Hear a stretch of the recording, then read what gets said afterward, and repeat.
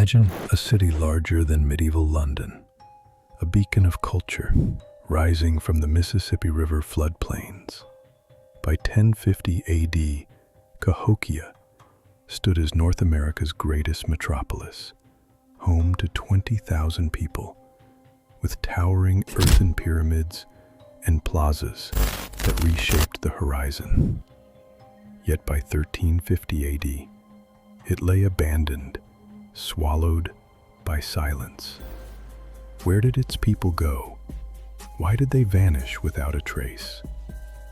This is the enigma of Cahokia, a puzzle etched in soil and bone.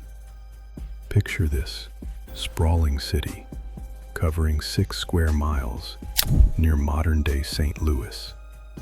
At its heart loomed Monk's Mound, a colossal structure rising 100 feet with a base spanning 14 acres, built basket by basket using 55 million cubic feet of earth, a testament to the Mississippians' devotion. Cahokia wasn't just a city, it was a cosmic machine. Its wood-hinged circle of cedar posts tracked solstices and equinoxes, aligning ceremonies with the stars. Farmers, artisans, and pilgrims from distant lands like Choctaw and Natchez converged here, drawn by spiritual power. Strontium isotope tests reveal a shocking truth. 1/3 of Cahokians were immigrants, making it a cultural melting pot centuries before Columbus. Life pulsed through this sacred city. Atop Monk's Mound, priest kings communed with gods in copper-sheathed temples. Below, plazas hosted ritual ball games blending sport and sacrament. But darkness lurked. In Mound 72, archaeologists uncovered a mass grave holding 53 young women and 4 decapitated men, victims of sacrificial rites to appease deities. Artisans hammered copper into celestial symbols. Farmers grew corn, beans, and squash in symbiotic harmony. Traders bartered Gulf conch shells and Rocky Mountain obsidian.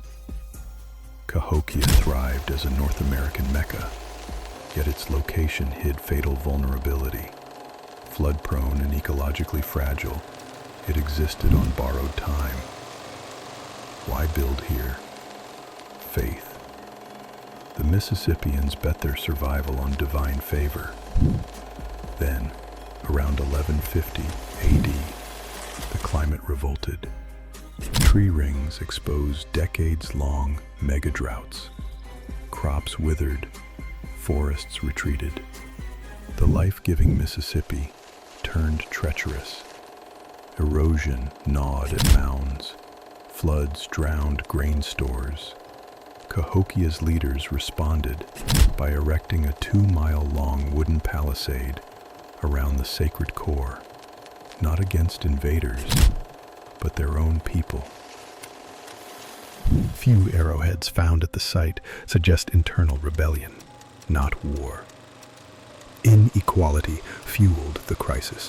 While elites hoarded copper and exotic goods, workers endured back-breaking labor.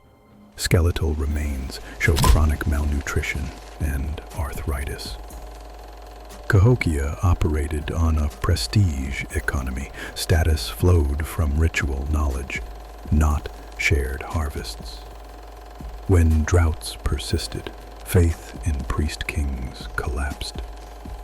The death blow came with the Little Ice Age. By 1250 AD, global temperatures plummeted. Corn yields crashed. In a city dependent on surplus, famine became inevitable. The exodus began quietly. Neighborhoods emptied. Houses burned, not by enemies but by Cahokians themselves, in ritual closure fires. By 1350 AD, only wind echoed through empty plazas. Unlike Rome or Anchor, Cahokia left no chronicles. Native tribes avoided its memory. Archaeologist Thomas Emerson notes, what happened here left a bad taste in people's minds. Why did they abandon their metropolis? Theories collide. Ecocide. They exhausted the land. Deforestation triggered erosion. Overhunting wiped out deer herds. Revolution.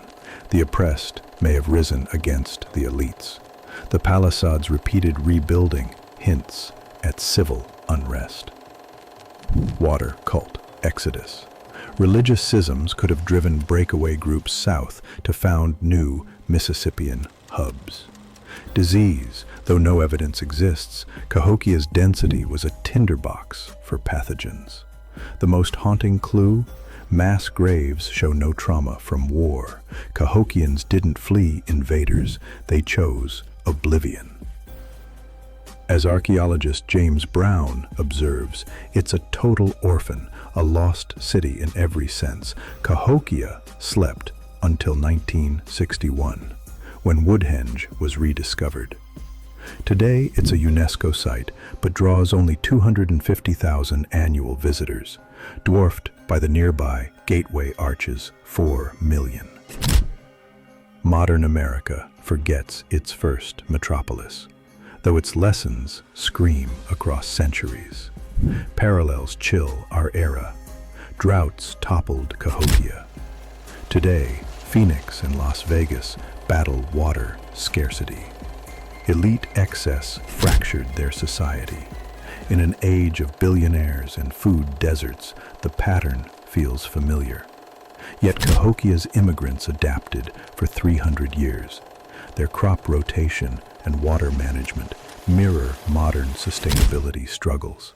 Cahokia's final message: civilizations can collapse without cataclysm, not with a bang, but a weary sigh. In the soil of southern Illinois, a metropolis whispers of cosmic ambition turned to dust. Cahokia's people, visionaries, refugees, rebels, vanished deliberately. Their ghosts ask, what will our monuments say when we're gone? The answer lies not in stars, but in the earth beneath our feet.